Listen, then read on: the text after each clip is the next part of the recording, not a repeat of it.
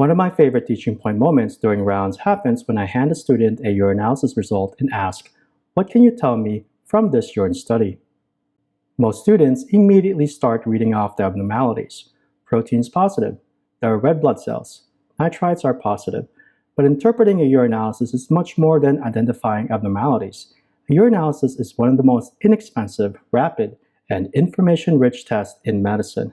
When interpreted correctly, it can localize kidney injury, identify glomerular disease, suggest tubular dysfunction, diagnose infections, and even uncover systemic diseases. One commonly asked question in rounds is, how should a urine sample be collected? Many students overlook this basic question.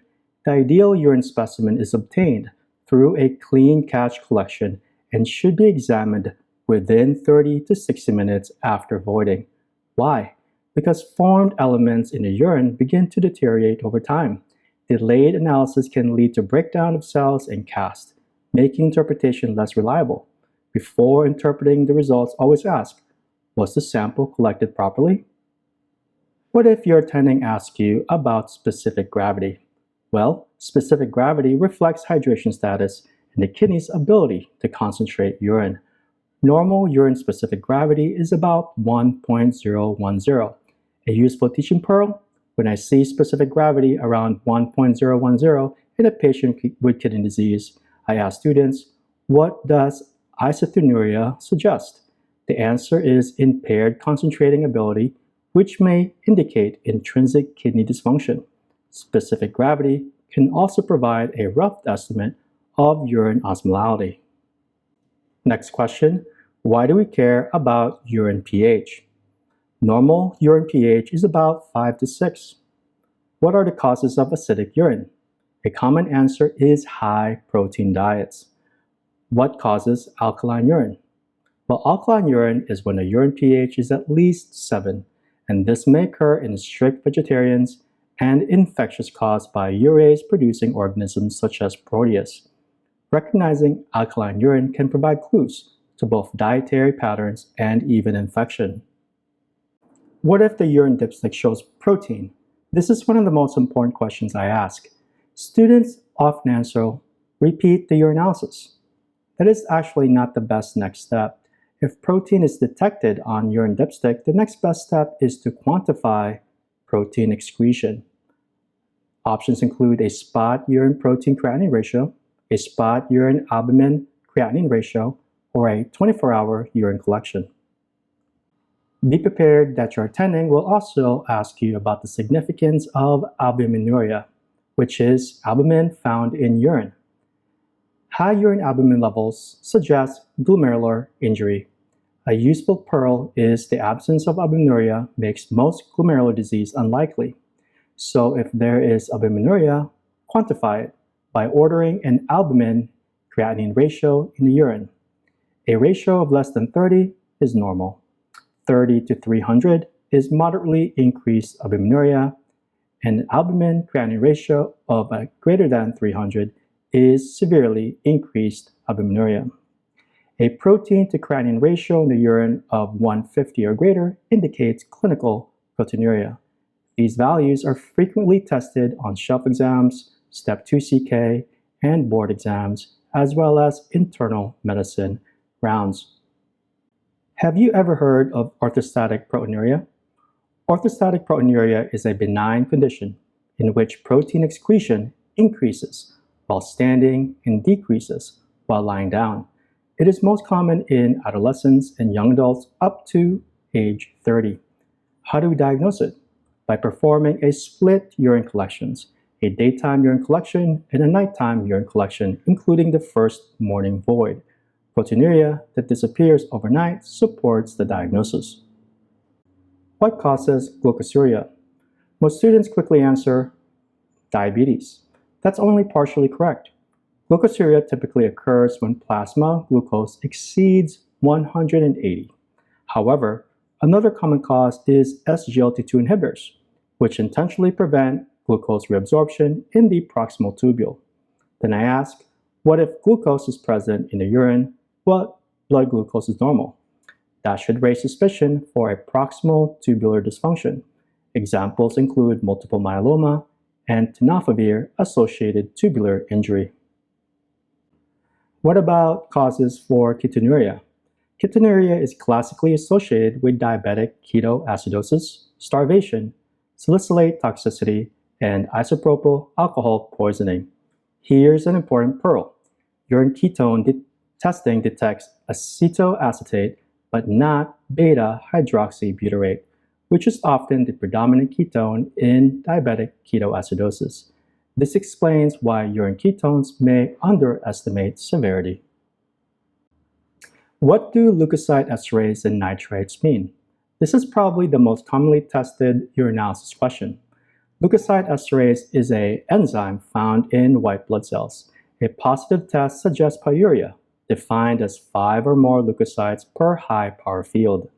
Nitrites suggest the presence of gram-negative bacteria, capable of converting nitrate to nitrite. Common organisms include E. coli, Klebsiella, Enterobacter, Citrobacter, and Proteus. Can a patient have a UTI with negative nitrites? Absolutely. Nitrites are often negative when infections are caused by Enterococcus, Staphylococcus, Streptococcus, and Haemophilus. They can also be falsely negative if urine remains in the bladder for insufficient time.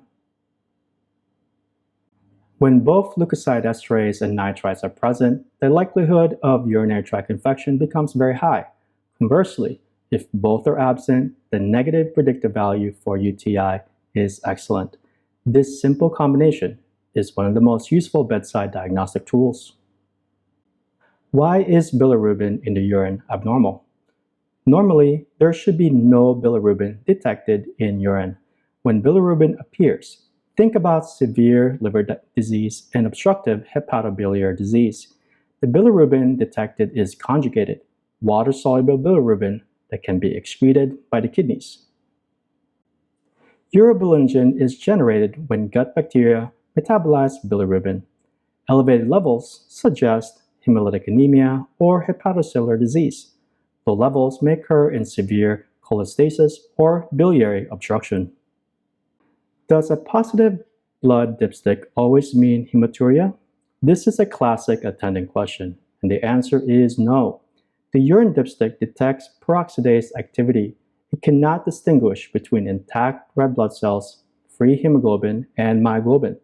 If the dipstick is positive for blood, but microscopy reveals no red blood cells, consider myoglobinuria caused by rhabdomyolysis or hemoglobinuria seen in intravascular hemolysis, transfusion reactions, mechanical heart valves, and perivalvular leaks. Why is urine microscopy so important? Many diagnoses cannot be made from a urine dipstick alone. Microscopic examination is particularly important in acute kidney injury, newly diagnosed CKD, suspected glomerulonephritis, and abnormal urine dipstick findings. The sediment often tells the story.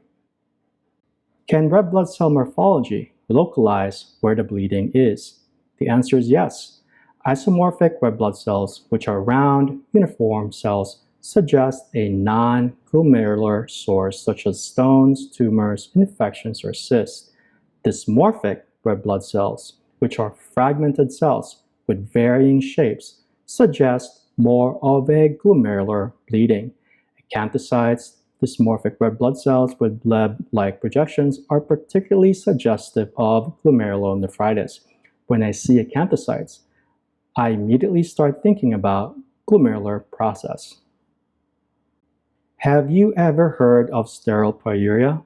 Be prepared for your attending to ask this question. Sterile pyuria refers to white blood cells in the urine with a negative urine culture.